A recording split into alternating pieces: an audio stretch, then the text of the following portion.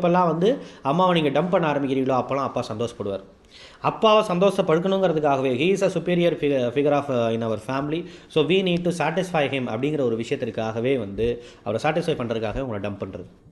So இப்படிப்பட்ட ஒரு விஷயங்கள், ஃபார் எக்ஸாம்பிள் மாமியார் மருமகளுடைய கான்ட்ரவர்ஷி போயிட்டு இருக்கும்.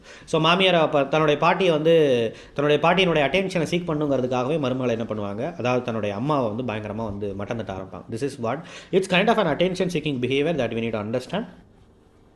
அண்ட் மாடலிங் பிஹேவியர், அதாவது அவர்கள் யார் ஒருவரை ஹீரோவாக நினைக்கிறார்களோ அவர்கள் ஒரு வேளை இதே மாதிரி சுப்பீரியாரிட்டி காம்ப்ளெக்ஸில் இருந்தாங்கன்னு சொன்னால் தன்னையும் அதே மாதிரியான ஒரு ஹீரோவை முன்னிறுத்துவதற்காக இதே மாதிரியான ஒரு சுப்பீரியாரிட்டியை பயன்படுத்த ஆரம்பிப்பார்கள்.